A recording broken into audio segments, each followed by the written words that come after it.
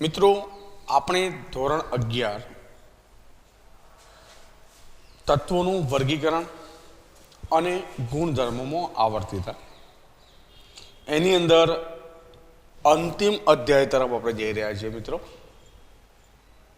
આવર્ત કોષ્ટક કેવી રીતે બન્યું, કોણે બનાવ્યું, કયા વૈજ્ઞાનિકોનો ફાળો હતો, એના આવર્તી વલણો, પછી પરમાણ્વીય ત્રિજ્યા, આયનીય ત્રિજ્યા, પરમાણ્વીય કદ, આયનીય કદ, વિદ્યુત ઋણતા, ઇલેક્ટ્રોન બંધુતા, આયનિક એન્થાલ્પી, આ બધાની ચર્ચા આપણે કરી ચૂક્યા છીએ, બરાબર છે।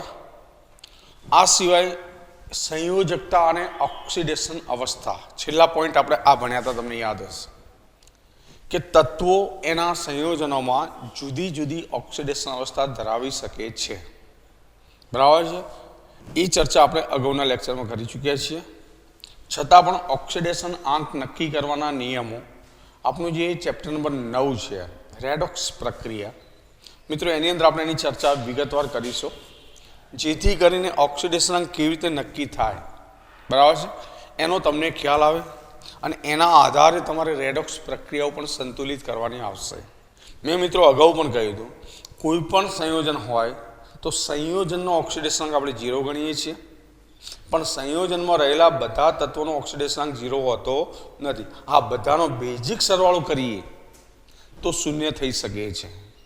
મિત્રો આજનો નવો પોઈન્ટ છે આપણો દ્વિતીય આવર્તના તત્વો છે એના અનિયમિત ગુણધર્મો।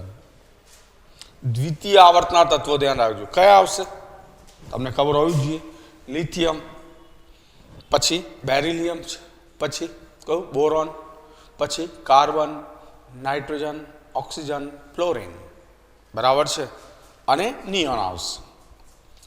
તો આ જે તત્વો છે આપણે છેલ્લો સમૂહ તો નિષ્ક્રિય વાયુ તત્વો છે એટલે એને સાઈડમાં મૂકી દઈએ।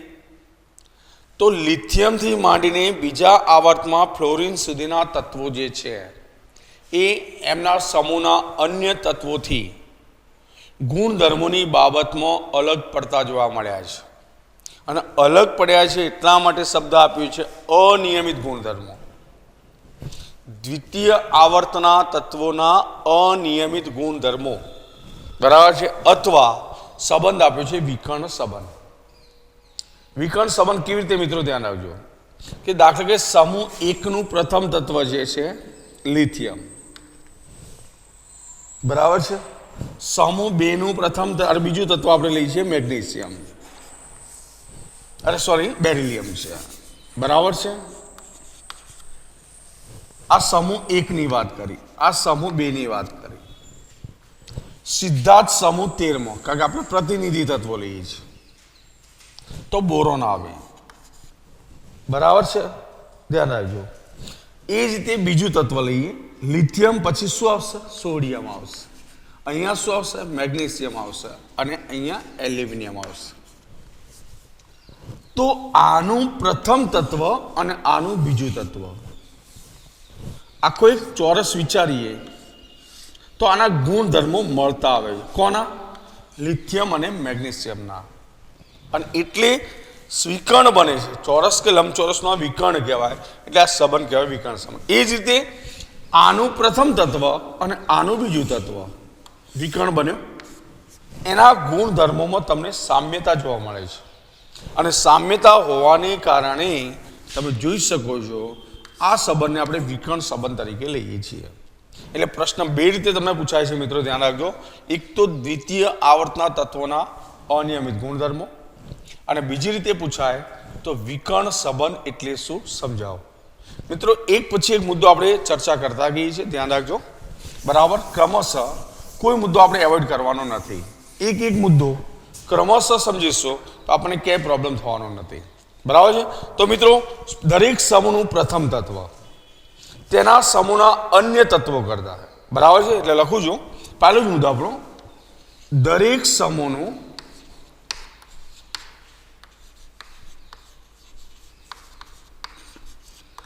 પ્રથમ તત્વ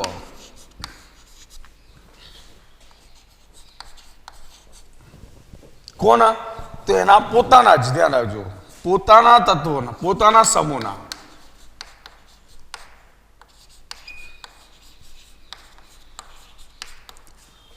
અન્ય તત્વો કરતા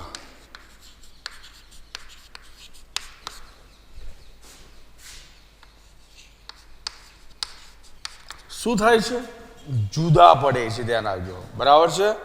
અનેક બાબતોમાં, પછી રાસાયણિક હોય કે ભૌતિક ગુણધર્મો, એટલે આપણે લખી શકીએ દરેક સમૂહનું પ્રથમ તત્વ પોતાના સમૂહના અન્ય તત્વો કરતા અનેક બાબતોમાં જુદું પડે છે. અનેક બાબતોમાં જુદું પડે છે.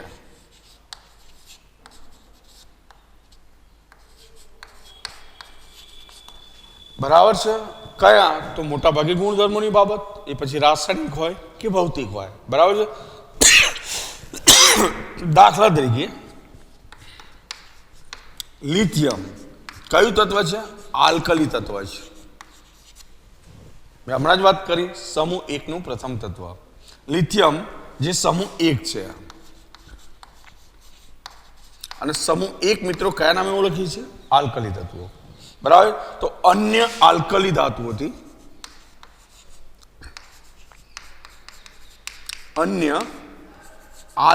ધાતુઓથી બરાબર છે, તથા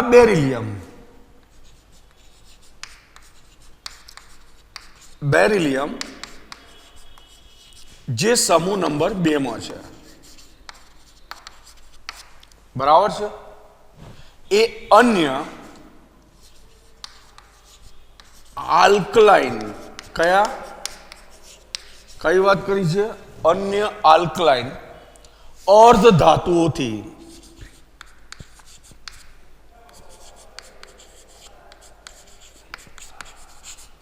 જુદા સંયોજનો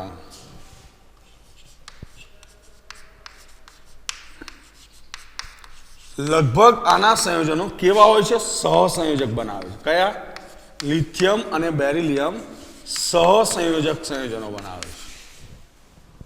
બરાબર છે. બનાવે છે. જ્યારે અન્ય સભ્યો મતલબ અન્ય તત્વો લખી શકીએ આપણે, જ્યારે અન્ય સભ્યો જે પણ છે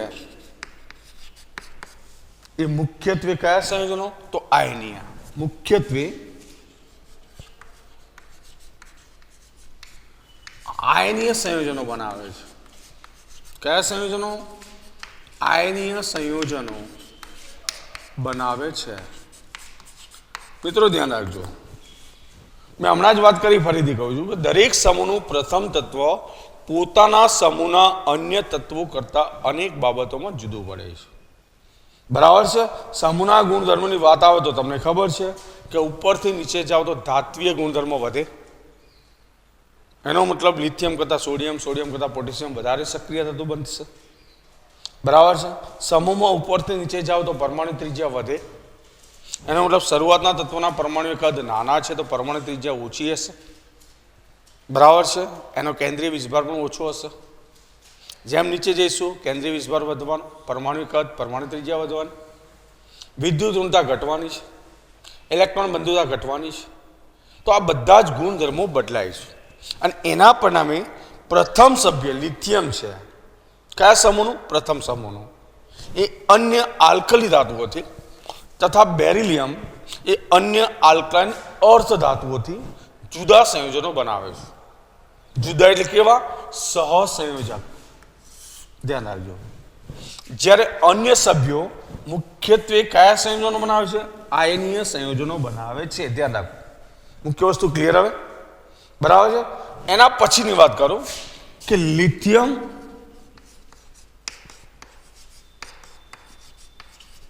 અને બેરિલિયમ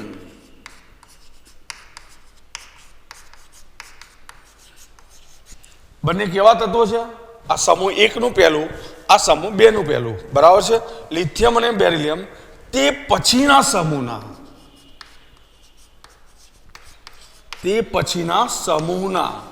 કયા તત્વો મિત્રો મેં કયા હતા હમણાં? બીજા તત્વ. બરાબર છે. કયા તત્વ? બીજા તત્વ.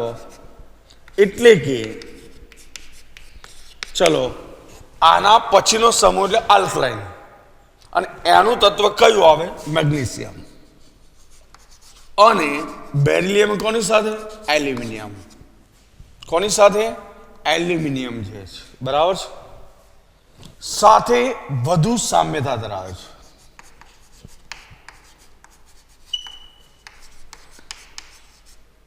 બરાબર છે, મતલબ આ જે ઓક્સાઇડ આપતા હોય એવા જ ઓક્સાઇડ આ લોકો આપતા હશે, એટલે વધુ સામ્યતા ધરાવે છે. બરાબર છે. તો આવર્તી ગુણધર્મમાં જોવા મળતી આ પ્રકારની જે છે અનિયમિતતા, આમ તો અનિયમિતતા થઈ ને, પણ આ બેમાં તો સામ્યતા આવી, એટલે લખી શકીએ કે આવર્તી ગુણધર્મોમાં જોવા મળતી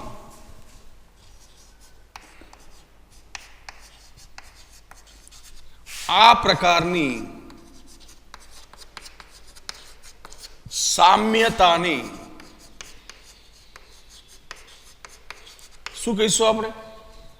કયો સંબંધ કયો છે? ધ્યાન રાખજો. વિકર્ણ સંબંધ તરીકે ઓળખવામાં આવે છે. વિકર્ણ સંબંધ તરીકે ઓળખવામાં આવે છે.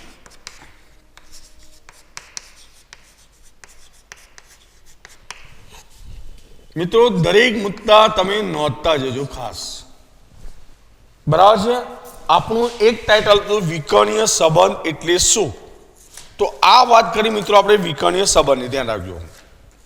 બરાબર છે કે આવર્તી ગુણધર્મોમાં જે અનિયમિતતા જોવા મળી, કયા કારણે જોવા મળી તો આપણે વાત કરી ચૂક્યા, હવે તો તમને ક્લિયર છે. બરાબર છે. એટલે અનિયમિતતાની વાત અહીંયા પૂરી થઈ છે. વિકર્ણીય સંબંધ કોને કહીશું પૂરું થયું. હવે કઈ કઈ રીતે અનિયમિતતા એ આપણે સમજીએ છીએ. ધ્યાન રાખજો, એક પછી એક ક્રમશઃ મુદ્દા લઈને. બરાબર છે, ધ્યાન રાખશો અહીંયા આગળ. પણ આ મુદ્દા પહેલા નોંધી રહીશું, બે મુદ્દા. બરાબર, ચલો એનાથી આગળ વધીએ. હવે ટાઇટલ હું કાઢી નાખું છું મિત્રો હવે, એટલે હવે તમને ક્લિયર હોવું જોઈએ.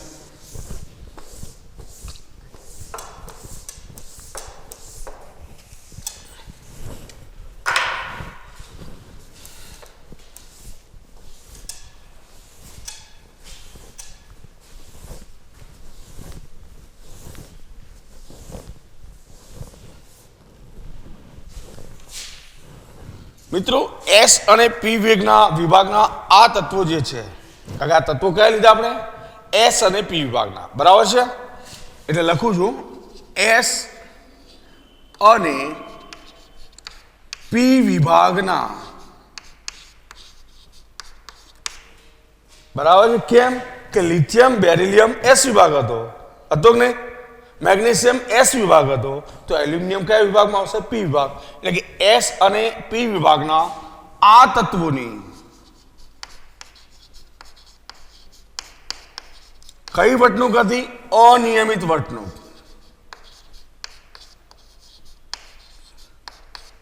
કઈ વર્તણૂક આપણે બોલીએ છીએ? અનિયમિત વર્તણૂકનું કારણ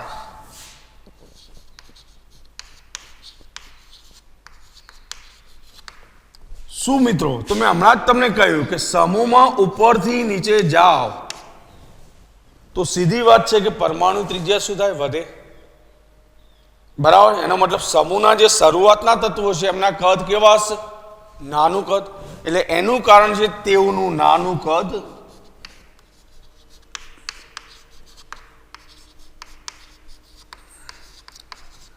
જવાબદાર ખરું કે નહીં? કારણ કે ઉપરથી નીચે જાઓ તો કદમાં ઘટાડો થાય છે. બરાબર છે. પછી બીજું શું હોય છે કે ઊંચો વીજભાર,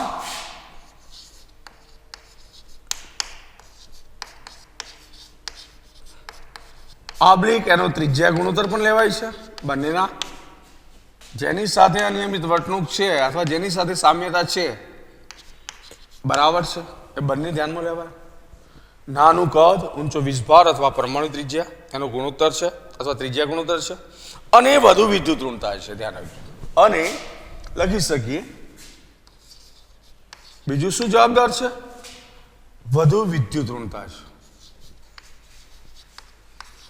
કારણ કે ઉપરથી નીચે જાઓ તો વિદ્યુત ઋણતા ઘટે છે. તો આના કારણે આવા અનિયમિત ગુણધર્મો જોવા મળે છે. કયા કારણો? ફરીથી ધ્યાન રાખજો કે એસ અને પી વિભાગના આ તત્વોની જે અનિયમિત વર્તણૂક છે એનું કારણ શું છે? તેઓનું નાનું કદ છે. પછી બીજું શું છે? ઊંચો વિસ્ભાર છે. ત્રીજું શું છે? ત્રિજ્યા ગુણોત્તર હોઈ શકે. બરાબર છે, બેનો ગુણોત્તર લઈ તોય ચાલે. અને વિદ્યુત ઋણતા છે.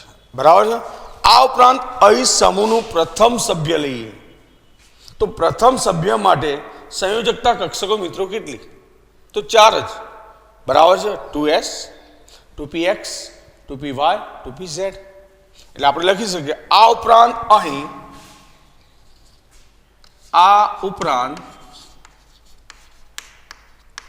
અહીં સમૂહના પ્રથમ સભ્ય માટે કયો સમૂહનો? દરેક સમૂહનો. સમૂહના પ્રથમ સભ્ય માટે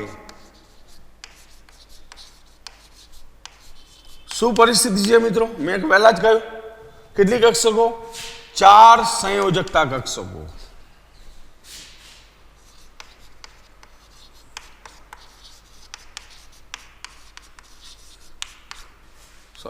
કક્ષકો મિત્રો કઈ કઈ? તો મેં હાલ જ વાત કરી. કઈ કઈ છે? એક છે 2s 2px 2py 2pz, કારણ કે બીજો આવર્ત છે. એટલે 4 સંયોજકતા કક્ષકો બરાબર છે બંધ બનાવવા માટે પ્રાપ્ય હોય છે.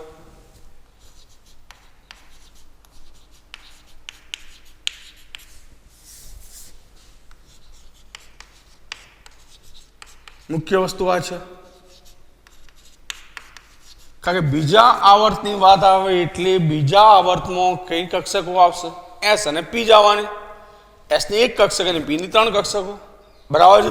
એટલે 4 કક્ષકો જ બંધ બનાવવા પ્રાપ્ય છે. મતલબ 4 થી વધારે બંધ બનાવી શકવાના નથી. સ્પષ્ટ વાત છે. જ્યારે સમૂહના બીજા ક્રમના જે સભ્યો હોય બરાબર છે તો લખી શકીએ જ્યારે સમૂહના બીજા ક્રમના સભ્ય, બીજા એટલે લિથિયમ તો પછી સોડિયમ આવે, તો બીજા ક્રમના સભ્ય માટે કેટલી સંયોજક કક્ષકો મિત્રો? 9 સંયોજકતા કક્ષકો. કેટલી? 9 કક્ષકો છે. ધ્યાન આવ્યું. બરાબર. એટલે 9 સંયોજકતા કક્ષકો.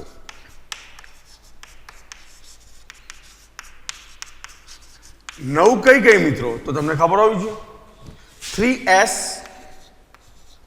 3p અને 3d.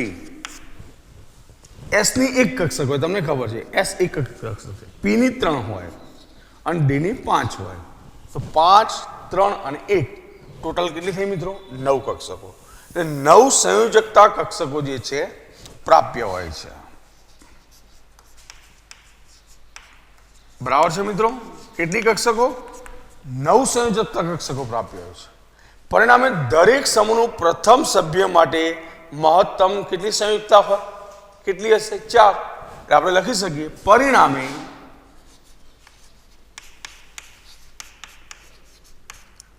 દરેક સમૂહના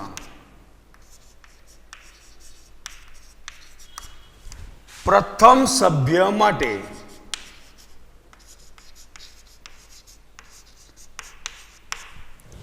શું મહત્તમ 4 સંયોજકતા હોય છે? કેટલી? મહત્તમ કેટલી? 4. ધ્યાન રાખજો. સંયોજકતા હોય છે. મતલબ સમૂહનું પ્રથમ સભ્ય 4 સંયોજકતા જ ધરાવી શકે છે. બરાબર. 4 સંયોજકતા હોય છે.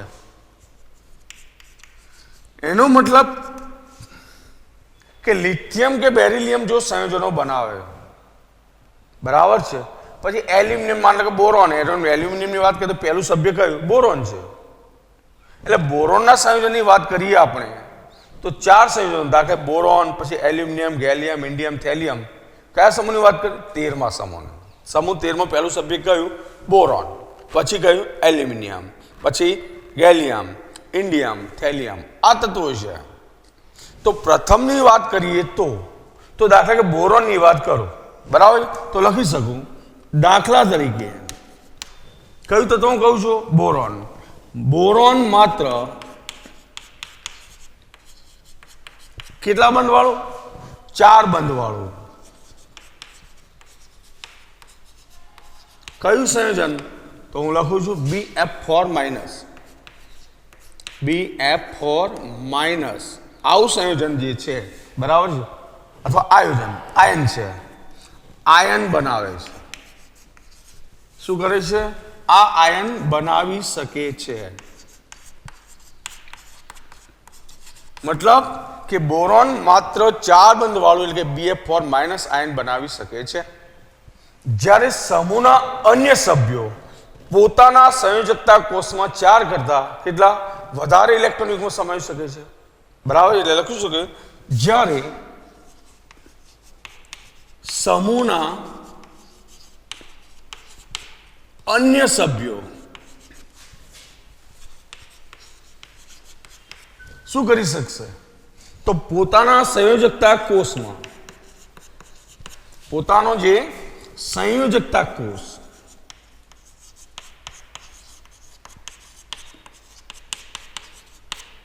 એમાં શું સમાવી શકશે? તો 4 કરતા વધુ, 4 કરતા વધુ ઇલેક્ટ્રોન યુગ્મોને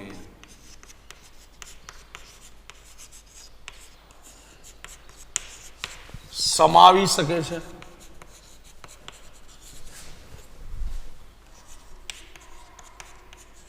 એનો મતલબ કે એલ્યુમિનિયમની સંયોજકતા 4 નથી અને એટલે એલ્યુમિનિયમ લખી શકીએ કે દાખલા તરીકે એલ્યુમિનિયમ,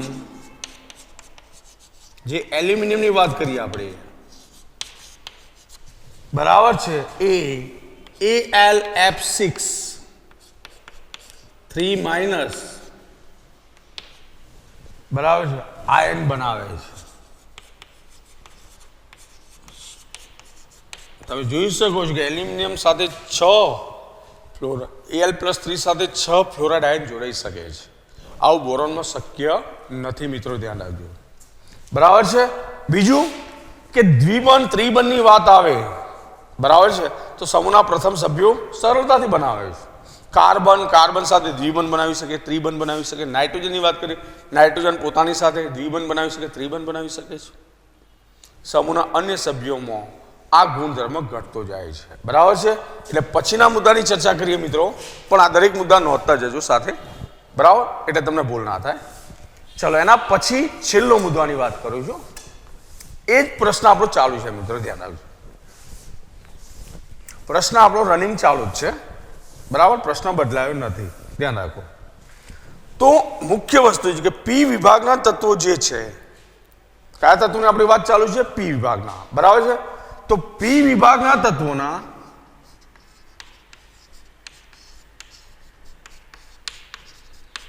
જે પણ તત્વો છે, ધ્યાન રાખજો, તત્વોમાં સમૂહના પ્રથમ સભ્ય, કયા વાત કરી છે? સમૂહના કયા સભ્ય? પ્રથમ સભ્ય. મેં વાત કરી હમણાં જ તમને, બરાબર, lithium, beryllium, boron, carbon, nitrogen વગેરે પોતાની સાથે, ધ્યાન રાખજો, કોની સાથે? એમની પોતાની સાથે. દાખલા કે હું લખું છું, ધ્યાન રાખજો. દાખલા તરીકે C++C, કાર્બન દ્વિબંધ પણ બની શકે. C++C, ત્રિબંધ પણ બની શકે. N++N, N++N, બરાબર છે. આવા બંધ બનાવી શકશે જ્યારે અન્ય દ્વિતીય આવર્તના અન્ય સભ્યો સાથે વાત કરીએ, લખી શકીએ, જ્યારે દ્વિતીય આવર્તના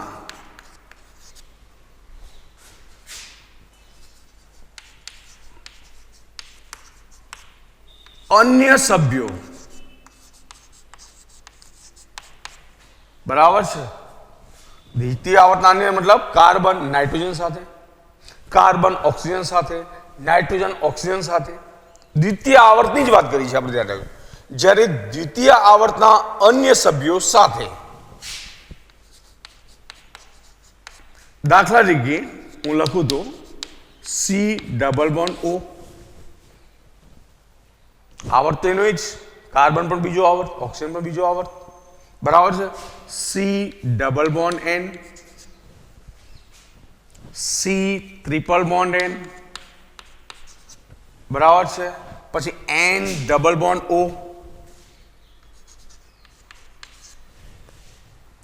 બરાબર. સિંગલ બંધ તો બનાવતા જો, આપણે દ્વિબંધ અને ત્રિબંધની વાત કરી છે, ધ્યાન રાખજો કે જેમાં પી પાઈ બનશે. આની પણ પી કક્ષક તો આની પી કક્ષક, આની પી તો આની પી, બરાબર છે.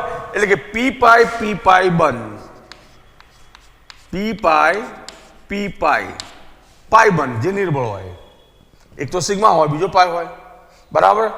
બંધ બનાવવાની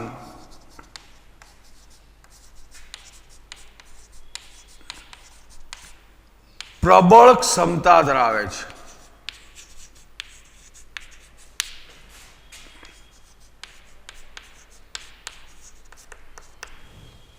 બરાબર છે. આ તત્વો એકબીજા સાથે અને પોતાની સાથે, હું સ્પષ્ટ બોલું, ધ્યાન રાખજો, આ તત્વો એકબીજા સાથે એ જ આવર્તના અને પોતાની સાથે કયો બંધ, પી પાઈ બંધ બનવાની પ્રબળ ક્ષમતા ધરાવે છે, બરાબર છે. જ્યારે સમૂહના અન્ય સભ્યો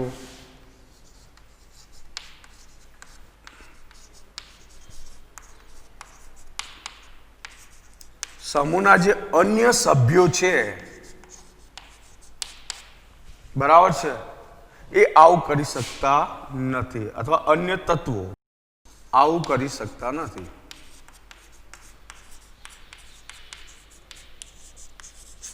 બરાબર. ઇન્ડિયમ વચ્ચે દ્વિબંધ ના બને, એલ્યુમિનિયમ વચ્ચે દ્વિબંધ ના બને, એલ્યુમિનિયમ વચ્ચે ત્રિબંધ ના બને, બરાબર છે. તો આ વાત કરી મિત્રો આપણે આવર્તી ગુણધર્મો છે એની અનિયમિતતા. એક જ આવર્તના તત્વો એમાં અનિયમિતતા શું છે એની વાત કરી, અથવા જે સંબંધ હતો એ સંબંધનું નામ મિત્રો આપણે આપ્યું છે, શું છે? વિકર્ણીય સંબંધ. કયો સંબંધ મિત્રો? વિકર્ણીય સંબંધ, બરાબર છે. હવે આ ચેપ્ટરનો છેલ્લો મુદ્દો મિત્રો આપણે લઈ રહ્યા છીએ, ધ્યાન રાખજો.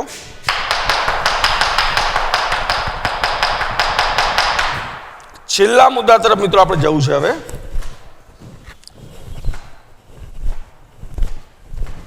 બરાબર છે. અને છેલ્લો મુદ્દો છે આવર્તી વલણ અને રાસાયણિક પ્રતિક્રિયાત્મકતા. બરાબર. આપણે અત્યાર સુધી ભૌતિક ગુણધર્મોના સંદર્ભમાં ચર્ચા કરી છે. હવે રાસાયણિક ફેરફારો શું થઈ શકે આવર્તના તત્વો અને સમૂહના તત્વોના, બરાબર છે. તો કોઈ પણ રાસાયણિક ગુણધર્મો માટે મુખ્ય પરિબળ છે ને ઇલેક્ટ્રોન રચના, બરાબર. ઇલેક્ટ્રોન રચના જે છે એ જ આ અભિવ્યક્તિ રજૂ કરે, બીજા કોઈ ગુણધર્મની અહીંયા જરૂર પડવાની નથી મિત્રો, ધ્યાન રાખજો, બરાબર છે. પ્રતિક્રિયાત્મકતા વાત કરી છે એટલે આપણું ટાઇટલ છે હવેનું મિત્રો આ છે આવર્તી વલણ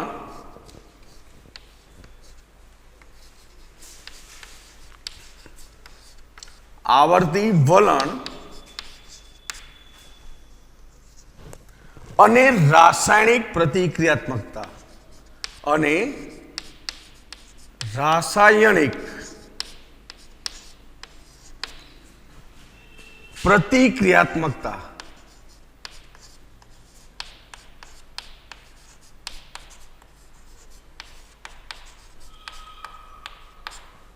બરાબર છે.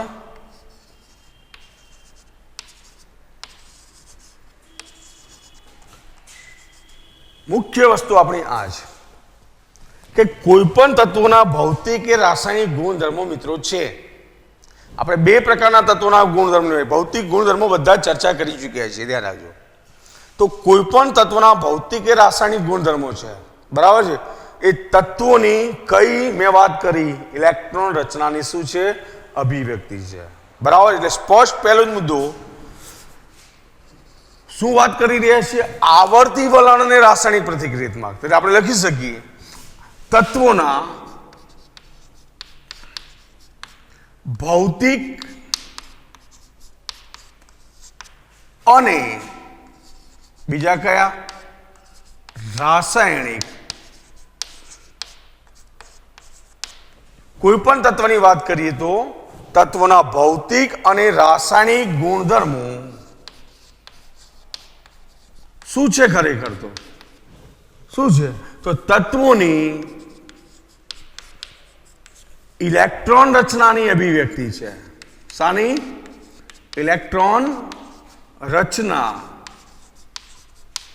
ની અભિવ્યક્તિ છે.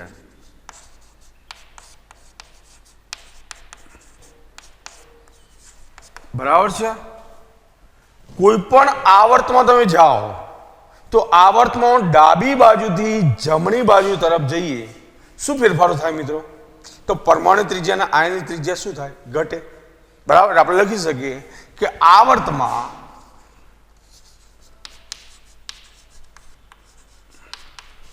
ડાબી બાજુથી કઈ બાજુ તરફ? જમણી બાજુ તરફ જતા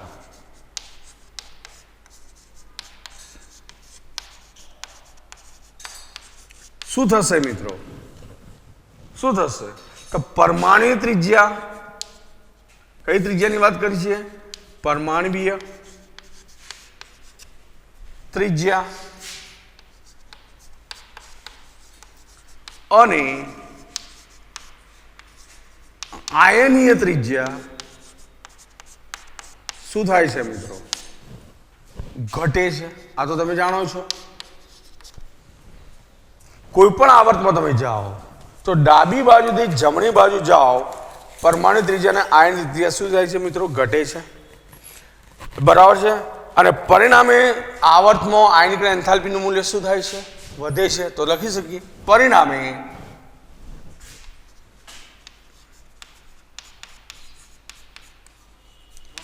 આવર્તમાં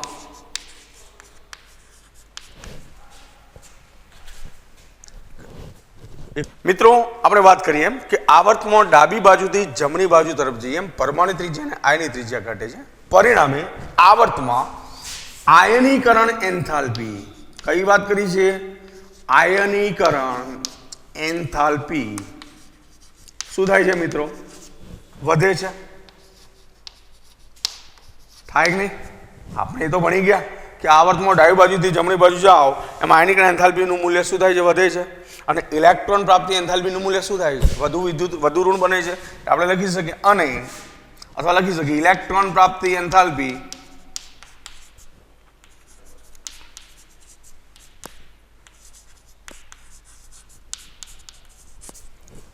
વધુ ઋણ બને છે.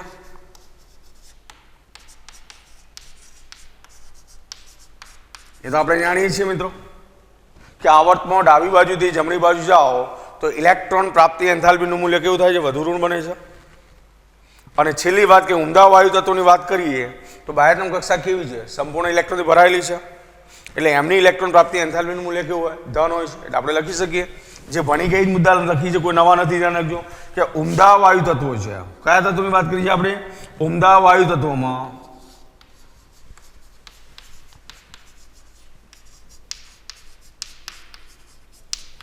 બાહ્યતમ કક્ષા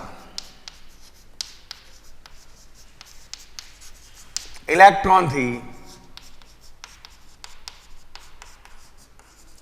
સંપૂર્ણ ભરાયેલી કેવી છે? સંપૂર્ણ ભરાયેલી. બરાબર છે. હોવાના કારણે શું થાય છે? એમની ઇલેક્ટ્રોન પ્રાપ્તિ એન્થાલ્પીનું મૂલ્ય ધ્યાન રાખજો. ભરાયેલી હોવાથી તેમની ઇલેક્ટ્રોન પ્રાપ્તિ એન્થાલ્પી